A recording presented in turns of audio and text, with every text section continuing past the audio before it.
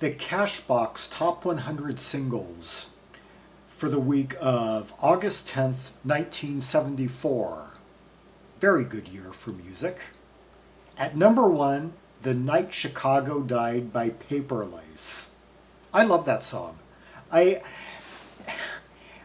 I just love the way that particularly as it leads up to the chorus, uh, and the harmonies in it. I heard my mama cry. I heard her pray the night Chicago died. That line right there. Mama, what a night it really was. And that the high voices, the high end harmonies on that. Um, People, stop complaining about that there is no side of Chicago. Just let it go. Great song. Yeah, it was about it was about what was the event called? That thing in 1929, one of the bloodiest gangster related shootouts. I was watching a documentary on that just a couple of months ago. I can't believe it. Number two, Don't Let the Sun Go Down on Me by Elton John. Yeah, very epic song. George Starlston once commented that one of the charms is how the chorus takes forever to arrive, and by the time it finally does, it's all the more powerful. And yeah, I endorse that comment. And I also love the harmonics on it. You know those harmonic notes where you kind of pluck and pull off at the octave. Number three, Feel Like Making Love by Roberta Flack. The ballad song, not the Bad Company song. That's the time, feel like making love. Great song. Both songs with that name are great. The Bad Company song was in fact covered by Millie Jackson on her 1976 album. So both songs have been well acknowledged in the soul world. Number four, Annie's Song by John Denver. I don't know that one offhand. Is that a variation of Danny's song? Even though we ain't got money. Number five, Side Show by Blue Magic. Blue Magic are a great band, good Philly band with putting out good album-oriented smooth soul around that time. Number six, Ricky Don't Lose That Number by Steely Dan. Yeah, everyone knows that one. Good breakthrough for them. Well-deserved success for them. Number seven, You're Having My Baby. I get some enjoyment out of that one. Particularly, the two things I like about, well, one, the very Daniel, as in Elton John's Daniel intro. As a matter of fact, it's almost a direct rip-off. It's like a note off from being same cadence and everything, same exact like Fender tone. I like the slight grit he puts into the vocals, and he really stresses. He kind of stresses throughout the song. Oh, you didn't have to do it. You didn't have to go through it. Not to get into the politics of that though. But number eight, Please Come to Boston by Dave Loggins. Don't know it. I guess Kenny's older cousin, I think. Number nine, Taking Care of Business, BTO, serviceable. Number 10, Radar Love by Golden Earring, good. Very glad to see them break. It's well known fact that they had one big crossover transatlantic hit in the 70s and one in the 80s, although they're a great album-oriented band through the ages, through the late 60s to the mid 80s anyway. Number 11, Call on Me by Chicago. Oh yeah, I definitely another one of their slight like samba, bossa nova, Brazilian influenced ballads. The lyrics are kind of trite, the couplets, the rhymes, but the chords, the major seventh chords give it its charm. 12, I Shot the Sheriff by Eric Clapton. Yeah, bringing that kind of music to a wider audience and paving the way for slight commercial inroads. Although, as Boy George would later observe, reggae always had a negligible history in the United States, unlike in the UK, where England having more ties to and to that region, and thus reggae being more commercially viable in the UK. Let's see, number 13, Machine Gun by the Commodores. Yeah, when they were really ARP heavy, those first two albums are really good, like with that wheezy ARP sound. Number 14, Tell Me Something Good by Rufus. Yeah, classic, written by Stevie Wonder, but as someone commented on RYM, something that Rufus totally made their own. One of those, a real like Let It All Hang Out type number two in the vocals and in those squonky clavinets. Number 15, Rock Me Gently by Andy Kim. Yeah, I like that. I like the that keyboard in that comes between each verse or each couplet, that no no no no no, like in high C. Number 16, Wildwood Weed by Jim Stafford. Don't know that one at all. Number 17, Rock and Roll Heaven, Righteous Brothers. Not really a good song, but it's interesting, the checklist of the lyrics anyway. I'm leaving it all up to you. Donnie and Marie Osmond, don't know it. I know them, but I don't know that song. Keep on Smiling by Wet Willie, not necessarily the right song to be putting that band over. They've done better. Number 20, Hang On In There Baby, Johnny Bristol. Yeah, really good soul album from that year, and very much influenced Boz Scaggs. His Slow Dancer LP, as a matter of fact, has a cover off this album, and Johnny Bristol was involved in that recording. Number 21, Wild Thing by Fancy. Yeah, Fancy, good UK funk rock studio act. A very different take on that song. There was a good write up on that in the All Music Guide. Gave it sort of a kind of almost made the song sound like their description of it anyway made it almost sound like an urban legend, something that people back then couldn't ever forget, even if the song hasn't really, that recording of the song hasn't really achieved evergreen status and isn't really known to many people who don't remember the 70s. You and Me Against the World by Helen Reddy. I don't know it. Have never delved into her catalog at all. Number 23, Rock Your Baby by George McCrae. Yeah, good one. One of the first songs to feature a drum machine. And same exact arrangement pretty much as Rock the Boat. That was a hit, I guess, just a little bit after this. Or maybe a little bit. The same year anyway. Waterloo by Abba. Yeah. The beginning of a good thing there. 25, Rock the Boat. Oh, there. Speak of the Devil. Hues Corporation. Yeah. Two very similar songs, just two places apart on the charts. Number 26, Fish Ain't Bitin' by Lamont Dozier. Yeah, he put out a good solo album that year. There's this one song I kind of have from that album I have a very unique relationship to that is a topic for another time. Number 27, Sure As I'm Sitting There by Three Dog Night. I don't know that recording. In fact, I don't think I know anything from Three Dog Night this late in the game. Number 28, Shining On, Grand Funk. I've not really explored them much. 29, Nothing From Nothing, Billy Preston. Yeah, he turned out a number of reliable long players during this time period. Number 30, Barry White. Oh, Barry White was on a roll. Can't Get Enough of Your Love, Baby. Yeah.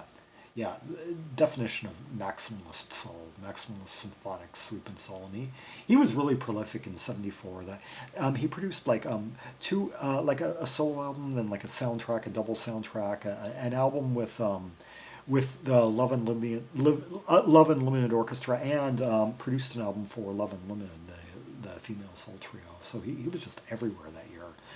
Number 31, Elvis Presley, If You Talk in Your Sleep.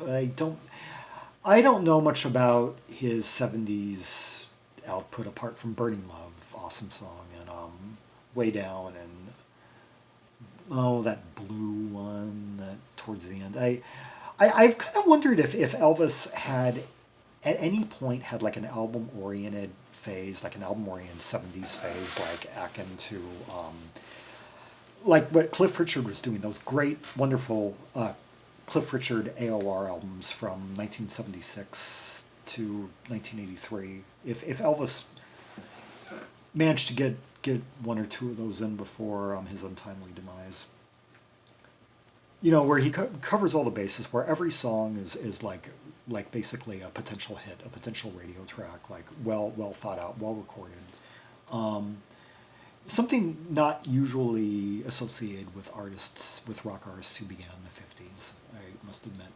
On number 3, too, Rub It In, Billy Crash Craddock. I am not familiar with that one at all, but that name is interesting, and it makes me want, and I'm going to be Googling that right after I'm done here. The Air That I Breathe by the Hollies, oh yes, a good song, one that really opens up, really just opens out and has that great wailing, sustained lyrical guitar solo in it.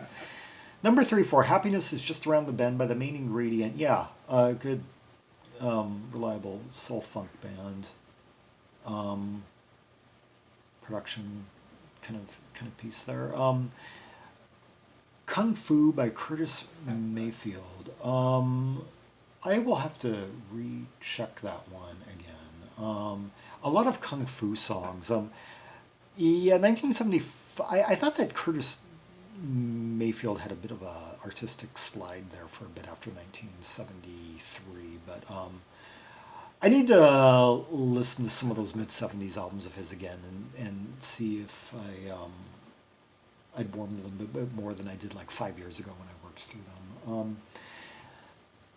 Let's see, number 3, 6. Then You Came, Dionne Warwick and the Spinners. Oh yes, a winner there, good song. The Spinners were on a roll, had some really good. In fact, in 1974 they put out 2 albums. One of them was in the upper tier of releases from that year anyway. Finally Got Myself Together by The Impressions. Oh yeah. Going, I guess, doing without. On to like their 4th front person at this point. That was, I think, the year they put out that soundtrack, that record. Let's see, at 38, Put Out the Light by Joe Cocker. I don't have an earworm off the top of my head, but I've worked through the album. I'd have to check. The Stylistics, Let's Put It All Together.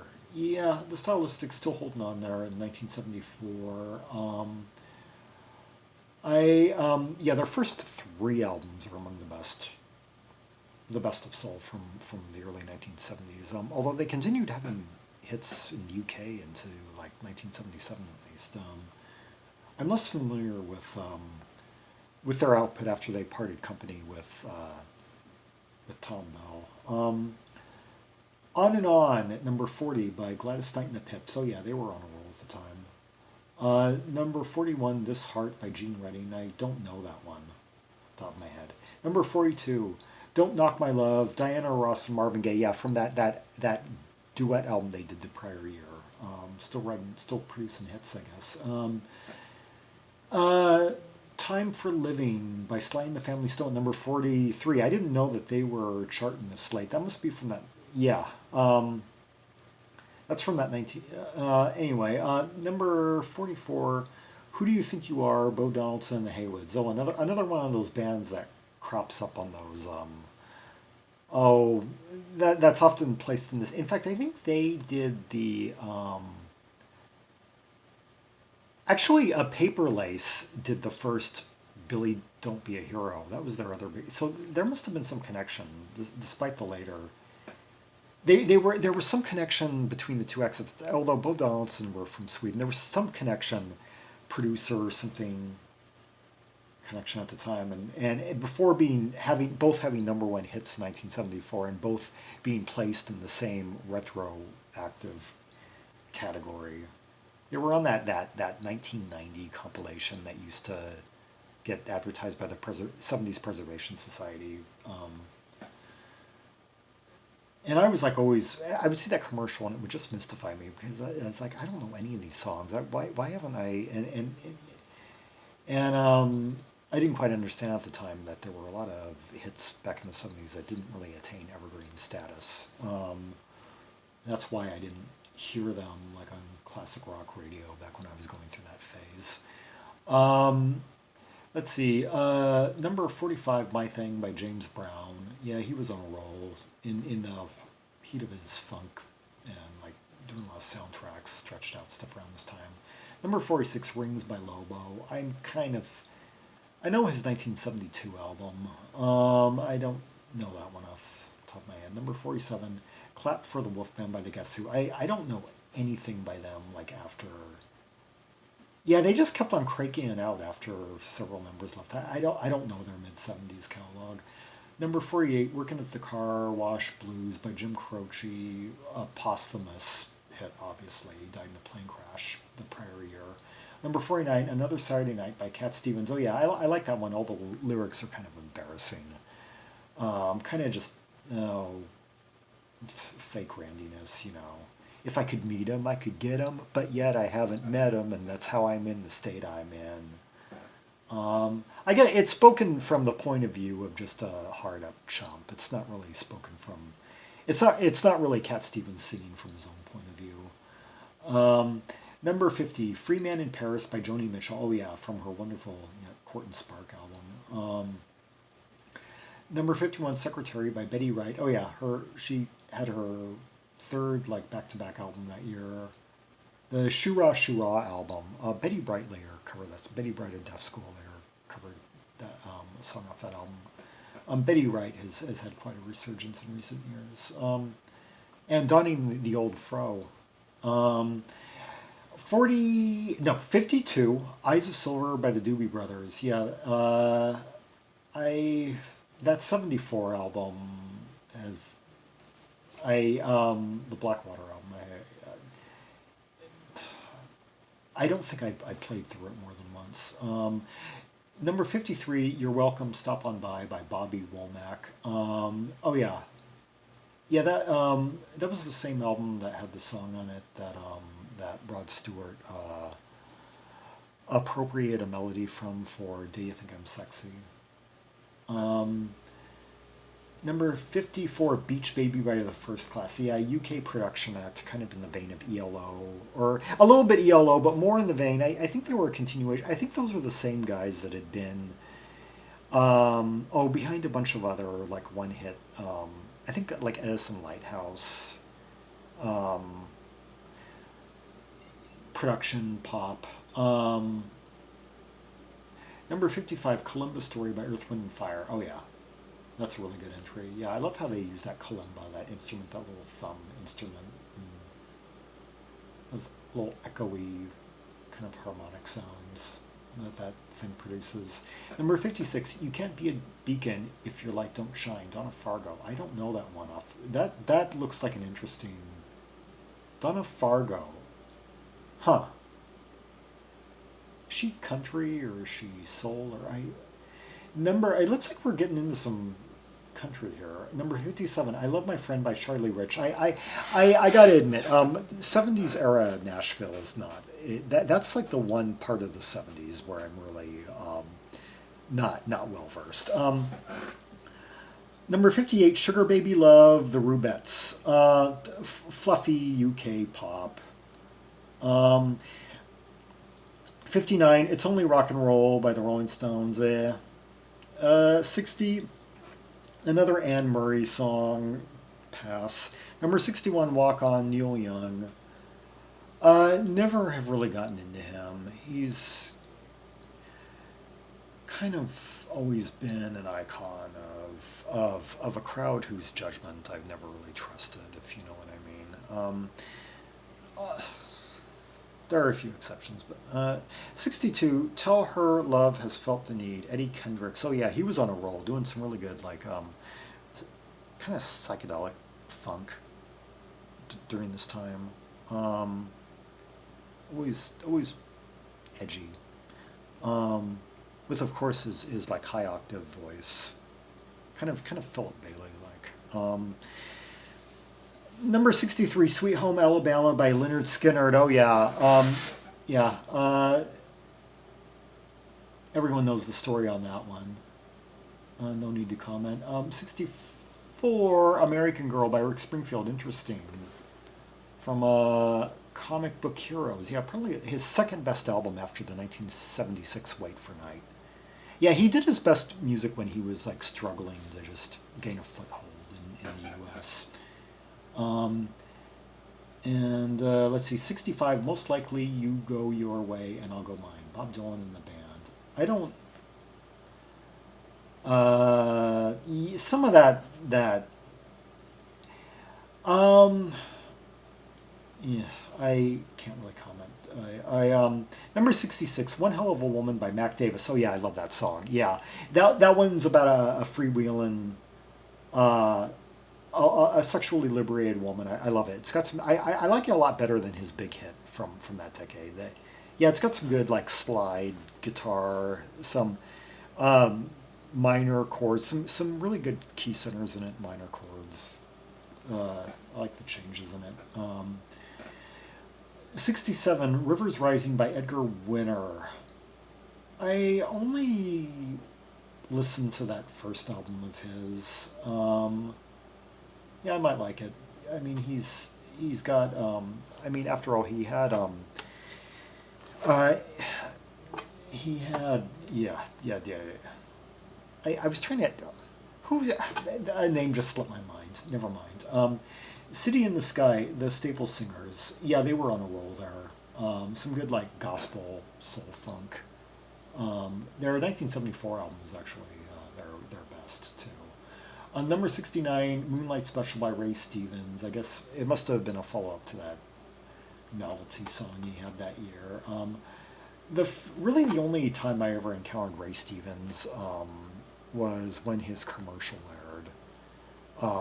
His compilation commercial aired in 1992. There were all these songs on it, and I didn't know that he had been because I guess he's a country figure. He's a Nashville figure.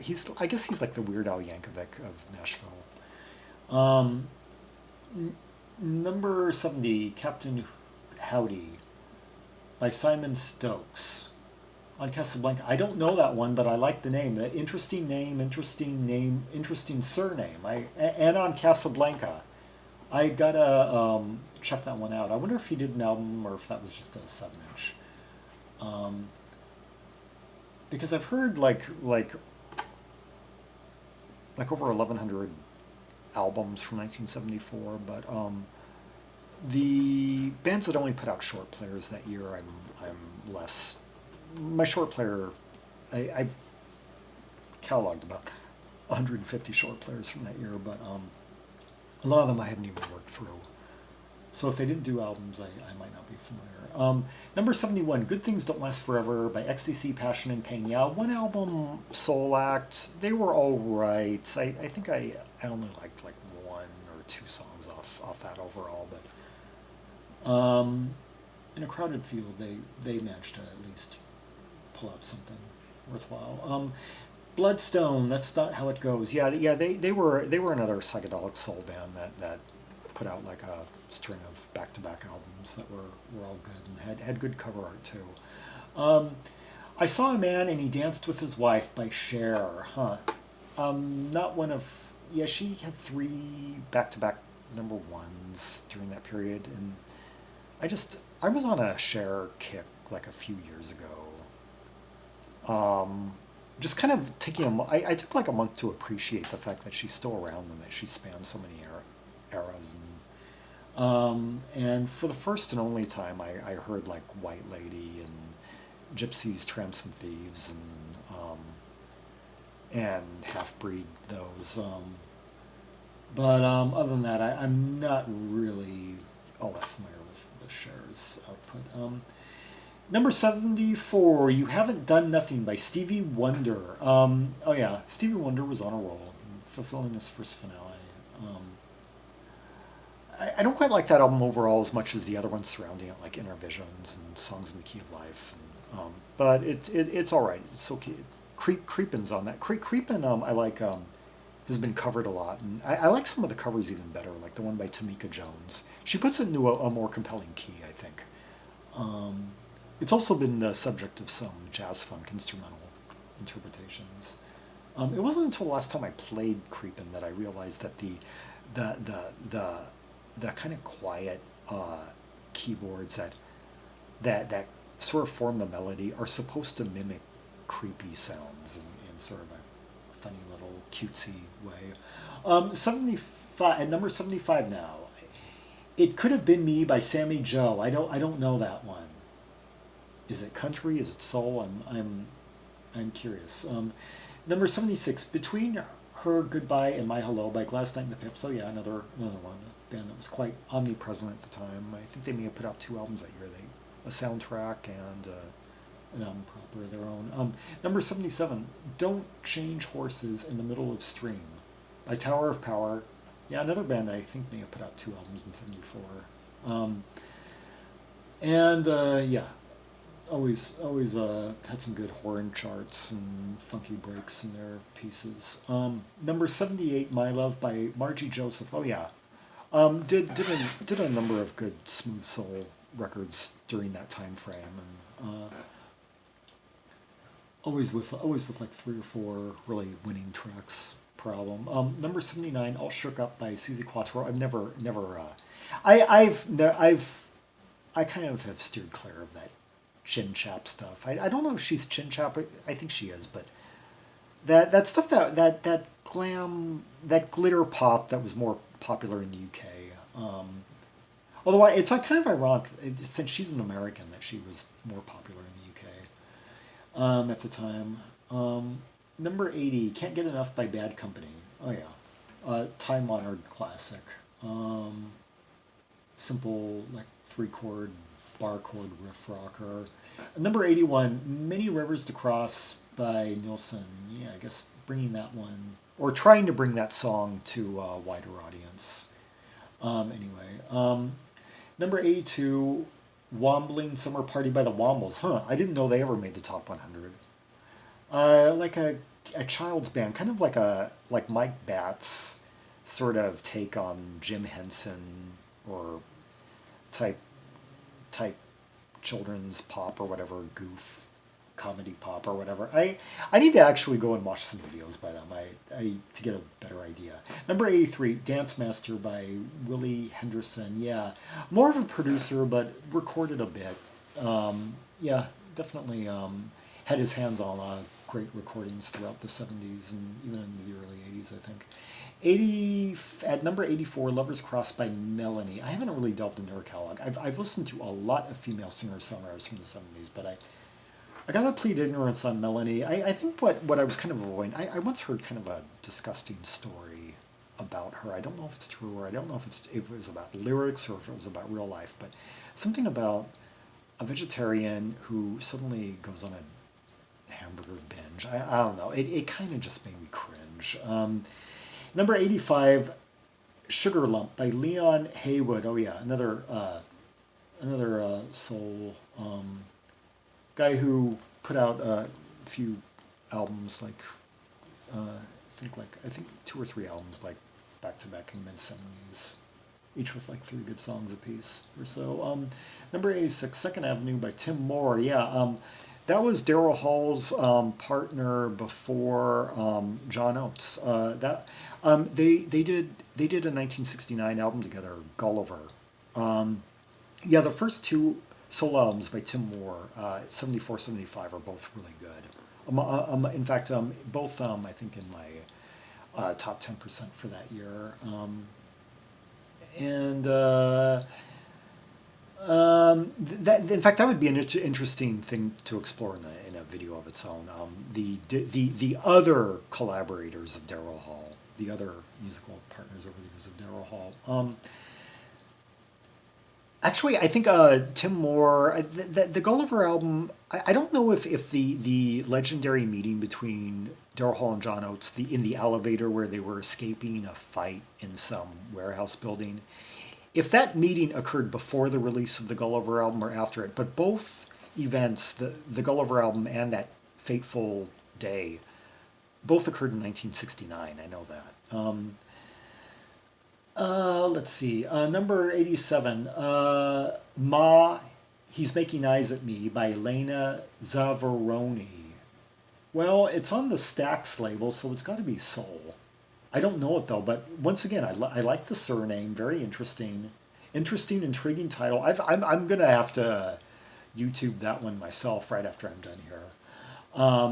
Number 88, Get Out of Denver by Bob Seger. I've never delved into his catalog, although I know that song through a cover by Eddie and the Hot Rods. 89, Do It Baby by the Miracles. Oh yeah, they put out some good mid 70s soul records on that, you know, post Smokey Robinson. Number 90, A New Rock and Roll by Mahogany Rush. Oh yeah, on a roll there. I'm glad to see they at least entered the top 100. Kind of Hendrixy space rockers. Similar music actually to Robin Trower. Both acts were very much in the Wind Cries Mary sort of vein. The early Journey kind of mined that same territory too. The pre-Steve Perry Journey. Spacey, bluesy, hard rock. Number 91, Door to Your Heart by the Dramatics. Yeah, good soul band who put out a lot of reliable records during that time period. Number 92, Your Little Trustmaker by the Times, another soul act who put out a few good albums with some good deep cuts worth mining. Number 93, Surfing USA by the Beach Boys, an oldie, remaking the charts. It must have been due to that Endless Summer compilation that topped the pop charts and whatnot. Number 94, Skin Tight by the Ohio Players, deserving chart placement. The Ohio Players put out 2 albums in 74, both of them really good, getting kind of cushiony, rubbery funk. I tend to like the ballads, the Quiet Storm numbers by them. Like Heaven Must Be Like This, I Want to Be Free, those numbers. I can just, kind of where they get more into like Lonnie Liston Smith territory. Lonnie Liston Smith, with vocals anyway. The Man That Turned My Mama On by Tanya Tucker. I know who she is, of course, but I don't know any of her music. Number 96, Earache, My Eye, Cheech and Chong. Yeah, obviously a novelty. I don't know it. Number 97, You've Got to Keep on Bumpin' by the KGs. Oh yes, good funk band. It's ironic that the Bee Gees, a band with a similar name, would ultimately kind of go in a similar direction very soon after this. The KGs. Is there just something about the G's that makes people feel funky? Number 98, Free by Fresh Start on the Dunhill label. I don't know that one at all. Fresh Start. I've never heard of them. I'll have to Google that one. Number 99, Midnight Flower by the Four Tops. Oh yes, the Four Tops were actually doing some really good album-oriented stuff. Like 2 very, very solid back-to-back albums in 1972, and then yeah. If you were dismissing them by the time, if you were thinking that Philly came and swept them aside and that they were irrelevant in the era of like the Spinners and Harold Melvin and the Blue Notes, the Stylistics and the OJs, oh no, you're wrong. The Four Tops really held their own and remained relevant, and their early '70s albums are good, solid stuff. Number 100, Dancing in the Street by the Devils. It must be the cover, the song that we all know. The Devils, though, I haven't heard about that one. No. So there must be about 10 songs, 12, probably 15 songs on here. I don't know. If they're country, I don't know if it's an acquirable taste, but some of those are really interesting. There's a few. There might be 3 songs I might come away at least liking that are new to me. Anyway, God, great year, big list.